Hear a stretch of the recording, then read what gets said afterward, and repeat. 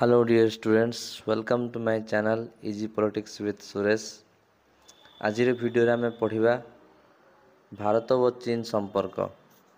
ଏଇଟା ଗୋଟେ important long question, ତେଣୁ ସବୁ ପିଲାମାନଙ୍କୁ ମୁଁ ରିକ୍ୱେଷ୍ଟ କରିବି ସମସ୍ତେ ୟାର ସ୍କ୍ରିନଶଟ୍ ନେଇଯାଅ କିମ୍ବା ଲେଖିନିଅ ଏବଂ ମୁଁ ଯେଉଁଠି କହିବି ଯେ ଏ ପଏଣ୍ଟ ଗୁଡ଼ାକ ଇମ୍ପୋର୍ଟାଣ୍ଟ ସେଗୁଡ଼ିକ ନୋଟ୍ ଡାଉନ୍ କର। ବର୍ତ୍ତମାନ ଆମେ ଦେଖିବା ଭାରତ ଓ ଚୀନ ମଧ୍ୟରେ ସମ୍ପର୍କ, ଏହାର ଉପକ୍ରମ କେମିତି ଲେଖିବା। 1949 ମସିହା ଅକ୍ଟୋବର 1 ତାରିଖରେ ଚୀନ ସ୍ୱାଧୀନ ହେଲା। ଭାରତ ଓ ଚୀନ ଏସିଆର ଦୁଇଟି ପଡ଼ୋଶୀ ରାଷ୍ଟ୍ର। ଏହି ଦୁଇଟି ରାଷ୍ଟ୍ରର ଅତୀତ ଓ ସଭ୍ୟତା ଅତି ଗୌରବମୟ। ଅର୍ଥନୈତିକ ଓ ସାମାଜିକ ଶକ୍ତି ଦୃଷ୍ଟିରୁ ସମୀକ୍ଷକମାନେ ଏହି ଦୁଇ ଦେଶକୁ ଉଦୀୟମାନ ଶକ୍ତି ଭାବେ ବର୍ଣ୍ଣନା କରୁଛନ୍ତି। ଉଦୀୟମାନ ଶକ୍ତିର ଅର୍ଥ ହେଉଛି ରାଇଜିଂ ପାୱାର। ବର୍ତ୍ତମାନ ବିଶ୍ୱ ରାଜନୀତିରେ ଭାରତ ଓ ଚୀନ ଦୁଇଟି ପ୍ରଭାବଶାଳୀ ଏବଂ ଶକ୍ତିଶାଳୀ ରାଷ୍ଟ୍ର ଭାବରେ ନିଜକୁ ପ୍ରତିଷ୍ଠା କରିବାରେ ପ୍ରାୟ ସମର୍ଥ ହେଲେଣି। ତେଣୁ ଏମାନଙ୍କୁ ଉଦୀୟମାନ ଶକ୍ତି ବୋଲି କୁହାଯାଉଛି। ଅତୀତରେ ଭାରତ ଓ ଚୀନ ମଧ୍ୟରେ ଉତ୍ତମ ସାଂସ୍କୃତିକ ଓ ବାଣିଜ୍ୟିକ ସମ୍ପର୍କ ଥିଲା। ଭାରତକୁ ଚୀନର ପରିବ୍ରାଜକ ଜ୍ଞାନ ଆହରଣ କରିବା ନିମନ୍ତେ ଓ ସଂସ୍କୃତିକୁ ଅଧ୍ୟୟନ କରିବା ଉଦ୍ଦେଶ୍ୟରେ ଆସୁଥିଲେ। ସେମାନଙ୍କ ମଧ୍ୟରୁ ଫାହିୟାନ ଏବଂ ହୁଏନସାଙ୍ଗ ଅନ୍ୟତମ। ତ ଅତୀତରେ ଅନେକ ଆମେ ଦେଖିଛୁ ଯେ କେମିତି ଚୀନର ପରିବ୍ରାଜକମାନେ ଭାରତକୁ ଆସୁଥିଲେ। ସେମାନେ ବୌଦ୍ଧ ଧର୍ମ ଏବଂ ସାଂସ୍କୃତିକ ବିଷୟରେ ଜ୍ଞାନ ଆହରଣ କରିବା ଉଦ୍ଦେଶ୍ୟରେ ଆସିଥିଲେ। ଭାରତ ସ୍ୱାଧୀନତା ପରେ ଅଳ୍ପ ସମୟ ପାଇଁ ଏହି ଦୁଇଟି ରାଷ୍ଟ୍ର ମଧ୍ୟରେ ସୁସମ୍ପର୍କ ଥିଲା। ସୀମା ବିବାଦ କାରଣରୁ ଉଭୟ ରାଷ୍ଟ୍ର ମଧ୍ୟରେ ତିକ୍ତତା ବାରମ୍ବାର ଦେଖାଦେଇଛି। ଏହି ଦୁଇ ରାଷ୍ଟ୍ରର ସମ୍ପର୍କକୁ ନିମ୍ନଲିଖିତ ବିଷୟଗୁଡ଼ିକ ଦ୍ୱାରା ଆଲୋଚନା କରାଯାଇଛି। ତ ଯେତେବେଳେ କି ଚୀନ ସ୍ୱାଧୀନ ହୋଇଥିଲା ସେତେବେଳେ ଭାରତ ହେଉଛି ଗୋଟିଏ ରାଷ୍ଟ୍ର ଯାହାକି ଏକ ସ୍ୱାଧୀନ ଚୀନ ରାଷ୍ଟ୍ରକୁ ସ୍ୱୀକୃତି ପ୍ରଦାନ କରିଥିଲା ବା ତାକୁ ଗ୍ରହଣ କରିଥିଲା ଏକ ସ୍ୱାଧୀନ ରାଷ୍ଟ୍ର ଭାବରେ। ତେଣୁ ଏ ଦୁଇଟି ରାଷ୍ଟ୍ର ଭିତରେ ପ୍ରଥମେ ସୁସମ୍ପର୍କ ଥିଲା, କିନ୍ତୁ ପରବର୍ତ୍ତୀ ମୁହୂର୍ତ୍ତରେ ସୀମା ବିବାଦ କାରଣରୁ ଏମାନଙ୍କ ଭିତରେ ତିକ୍ତତା ଦେଖାଦେଇଛି।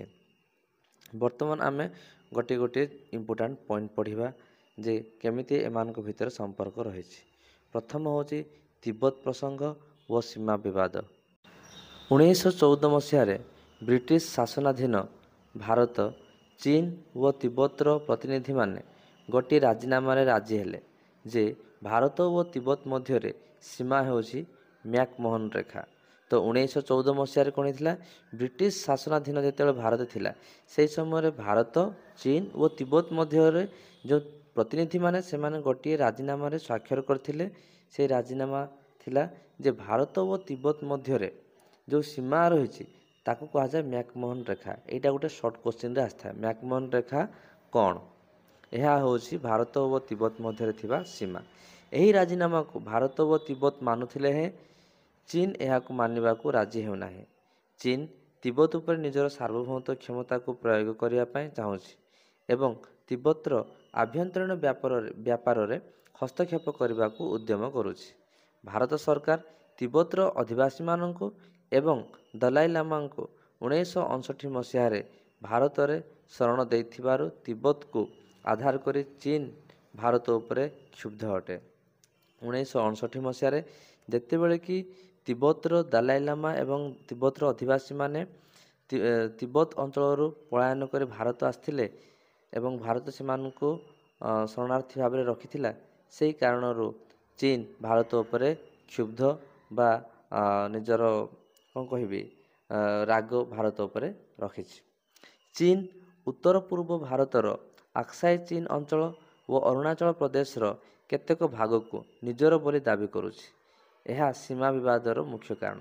ସୀମା ବିବାଦର ମୁଖ୍ୟ କାରଣ କ'ଣ ଯେ ଆକ୍ସାଇ ଚୀନ ଅଞ୍ଚଳ ଏବଂ ଭାରତର ଯେଉଁ ଅରୁଣାଚଳ ପ୍ରଦେଶର କେତେକ ଅଞ୍ଚଳ ଗୁଡ଼ିକ ରହିଛି ତାକୁ ଚୀନ ନିଜର ବୋଲି ଦାବି କରୁଛି।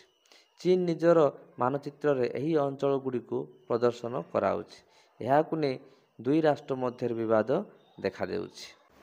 ତେଣୁ ବର୍ତ୍ତମାନ ଆମେ ଦେଖିଲେ ଯେ କେମିତି ଚୀନ ନିଜର ମାନଚିତ୍ରରେ ଏହି ଅଞ୍ଚଳଗୁଡ଼ିକକୁ ପ୍ରଦର୍ଶନ କରିବା ଦ୍ୱାରା ଦୁଇଟି ରାଷ୍ଟ୍ର ମଧ୍ୟରେ ସମ୍ପର୍କ ତିକ୍ତତାରୁ ତିକ୍ତତା ଆଡ଼କୁ ଗତି କରୁଛି। ତେଣୁ ଇଏ ହେଉଛି ଭାରତ ଓ ଚୀନ ମଧ୍ୟରେ ସୀମା ବିବାଦର ଏକ ମୁଖ୍ୟ କାରଣ।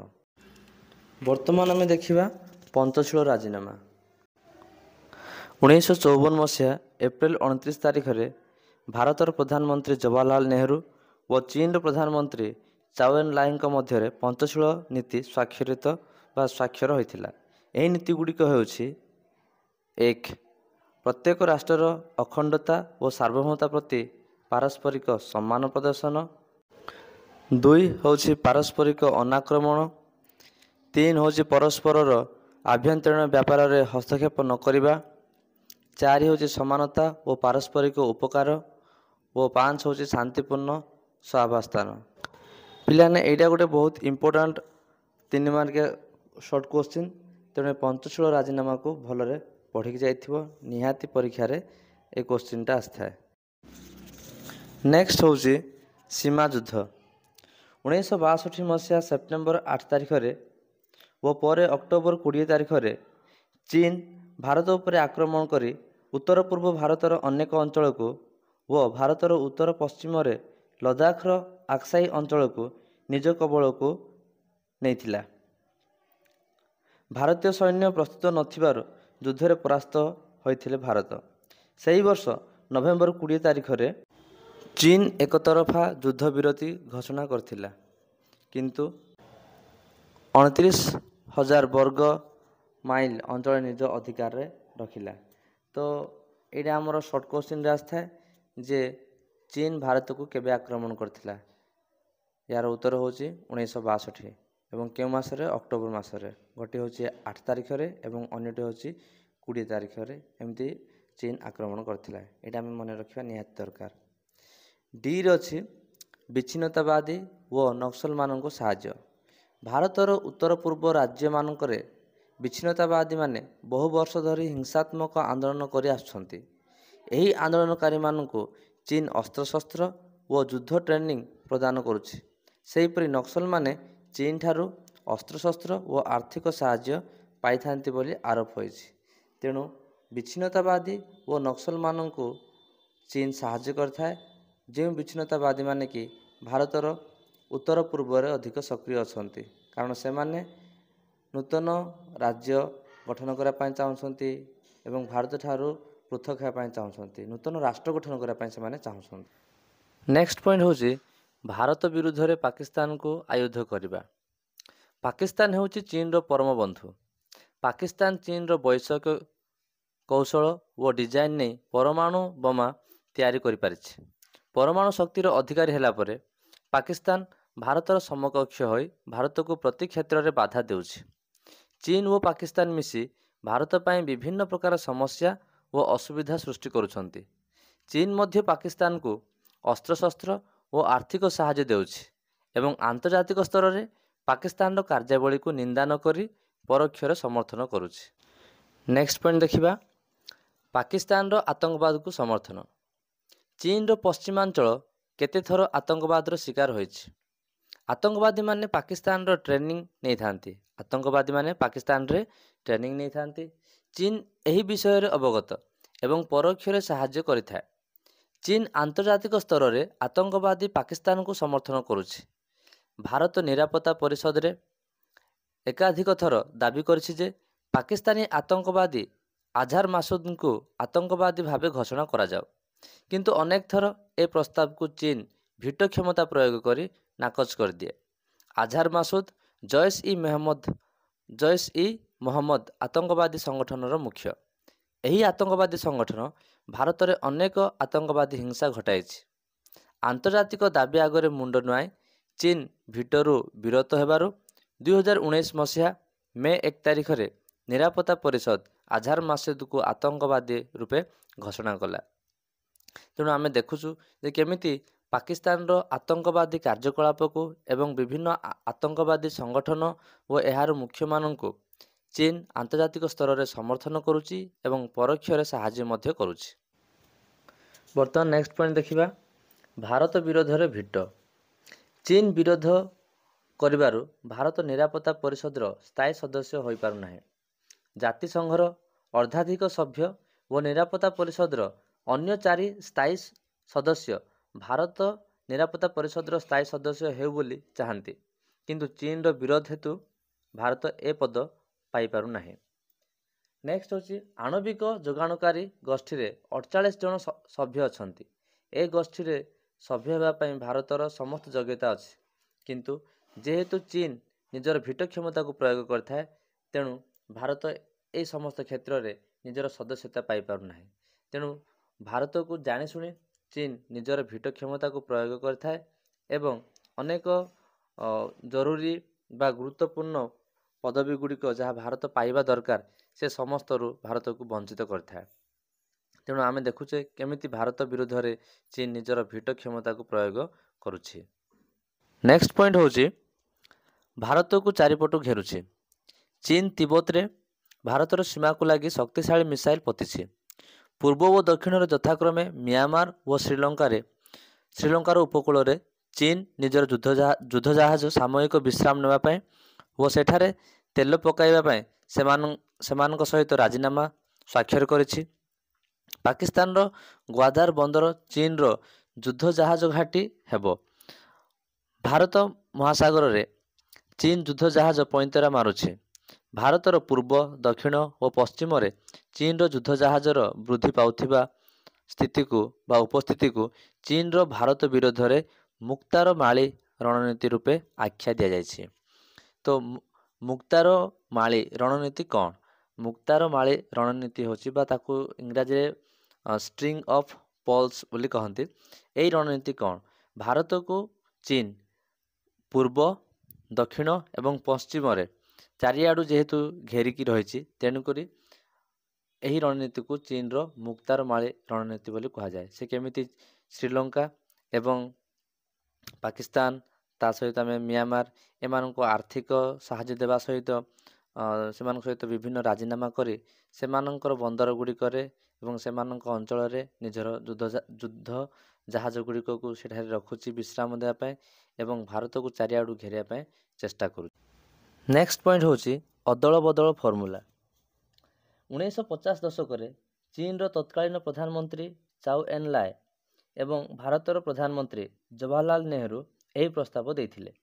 ଏହି ପ୍ରସ୍ତାବ ଅନୁସାରେ ଆକ୍ସାଇ ଚୀନରେ ଚୀନ ଅଧିକାରରେ ଥିବା ଅଞ୍ଚଳ ତାହା ପାଖରେ ରହିବ ଓ ଚୀନ ମ୍ୟାକମୋହନ ରେଖାକୁ ଦୁଇ ଦେଶର ସୀମା ରୂପେ ସ୍ୱୀକାର କରିବ। ଏହି ପ୍ରସ୍ତାବକୁ ପ୍ରଥମେ ଚୀନ ଗ୍ରହଣ କରୁଥିବା ବେଳେ ଭାରତ ଅଗ୍ରାହ୍ୟ କରିଥିଲା, କିନ୍ତୁ ବର୍ତ୍ତମାନ ଭାରତ ଏହି ପ୍ରସ୍ତାବ ସପକ୍ଷରେ ଥିବାବେଳେ ଚୀନ ଏହା ପ୍ରତି ମନ ବଳାଉ ନାହିଁ। ତ ଏଇଟା ହେଉଛି ଭାରତ ଓ ଚୀନ ମଧ୍ୟରେ ଅଦଳ ବଦଳ ଫର୍ମୁଲା। ଶେଷ ପଏଣ୍ଟ ହେଉଛି ଅର୍ଥନୈତିକ ସମ୍ପର୍କ। ଦୁଇ ରାଷ୍ଟ୍ର ମଧ୍ୟରେ ସୀମା ବିବାଦ ରହିଥିଲେ ମଧ୍ୟ ଅର୍ଥନୈତିକ ସମ୍ପର୍କ ଅବ୍ୟାହତ ରହିଛି।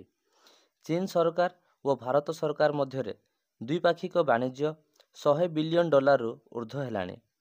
ବର୍ତ୍ତମାନ ଭାରତର ଦୁଇ ବୃହତ୍ତମ ବାଣିଜ୍ୟ ଅଂଶୀଦାର ହେଉଛନ୍ତି ଚୀନ ଓ ଯୁକ୍ତରାଷ୍ଟ୍ର ଆମେରିକା। ତେଣୁ ଯଦି ଆମେ ଦେଖିବା ଅର୍ଥନୈତିକ ଦୃଷ୍ଟିକୋଣରୁ, ତାହେଲେ ଭାରତ ଓ ଚୀନ ଭିତରେ ଅଧିକ ବା ଗୋଟେ ଷ୍ଟ୍ରଙ୍ଗ ରିଲେସନସିପ୍ ରହିଛି। ଆମେ ଦେଖୁଛୁ ଭାରତରୁ ଅନେକ ଜିନିଷ ରପ୍ତାନି ହେଉଛି ଏବଂ ଚୀନରୁ ମଧ୍ୟ ବହୁତ ଗୁଡ଼ାଏ ଜିନିଷ ଆମଦାନୀ ହେଉଛି। ତେଣୁ $100 ବିଲିୟନ ରୁ ଉର୍ଦ୍ଧ୍ୱର ବର୍ତ୍ତମାନ ବାଣିଜ୍ୟ ଆମେ ଦେଖିବାକୁ ପାଉଛୁ। ବର୍ତ୍ତମାନ ଆମେ ଦେଖିବା ତାର ଉପସଂହାର। ଭାରତ ଓ ଚୀନ ମଧ୍ୟରେ ଯେଉଁ ସମ୍ପର୍କ ରହିଛି ତାକୁ ଯାହା ଆମେ ଆଲୋଚନା କଲେ କିଛି ଉପସଂହାର ଆମେ ଆଲୋଚନା କରିବା। ଉପସଂହାର: ଭାରତ ଚୀନ ପରସ୍ପର ପ୍ରତିଦ୍ୱନ୍ଦ୍ୱୀ। ଭାରତ ବିରୁଦ୍ଧରେ ଚୀନ ପାକିସ୍ତାନକୁ ଆୟୁଧ କରିଛି। ଚୀନ ଓ ପାକିସ୍ତାନ ମିଳିତ ଶତ୍ରୁକୁ ମୁକାବିଲା କରିବାକୁ ଭାରତ ଆମେରିକା ଆଡ଼କୁ ଢଳୁଛି। ସୀମା ବିବାଦର ଆଶୁ ସମାଧାନର ସମ୍ଭାବନା ନାହିଁ। ସୀମା ଉତ୍ତେଜନା ଲାଗି ରହିଥିବ, କିନ୍ତୁ ଦୁଇ ଦେଶ ମଧ୍ୟରେ ଅର୍ଥନୈତିକ ସମ୍ପର୍କ ଶିଥିଳ ହେବ ନାହିଁ। ତ ଇଏ ଥିଲା ଆମର ଭାରତ ଓ ଚୀନ ମଧ୍ୟରେ ସମ୍ପର୍କ, ଯେଉଁଟାକି ଗୋଟେ ଗୁରୁତ୍ୱପୂର୍ଣ୍ଣ ପ୍ରଶ୍ନ ଅନେକ ସମୟରେ ପିଲାମାନଙ୍କୁ ପଚରା ଯାଇଥାଏ।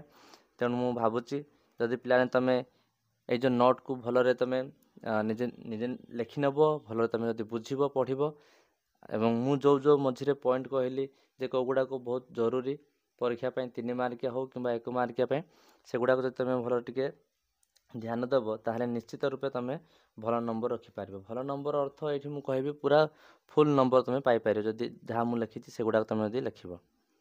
ସୋ ଆଶା କରୁଛି ଭିଡ଼ିଓଟି ନିହାତି ଭାବରେ ଭଲ ଲାଗିଥିବ। ଯଦି ଭଲ ଲାଗିଲା ତାହେଲେ ଲାଇକ୍ କର ମୋ ଭିଡ଼ିଓକୁ ଏବଂ ମୋ ଭିଡ଼ିଓ ବିଷୟରେ ଅନ୍ୟମାନଙ୍କୁ କୁହ, ତୁମ ସାଙ୍ଗମାନଙ୍କୁ এই ଭିଡ଼ିଓଟି ସେୟାର କର ଓ ମୋ ଚ୍ୟାନେଲକୁ ଯଦି ନୂଆରେ ଆସିଛ ତାହେଲେ ସବସ୍କ୍ରାଇବ୍ କର। ଆଉ କିଛି ଯଦି ଲେଖିବା ପାଇଁ ଚାହୁଁଛ ତାହେଲେ କମେଣ୍ଟ ସେକ୍ସନରେ ଲେଖି ଜଣାଅ। Thank you for watching this video.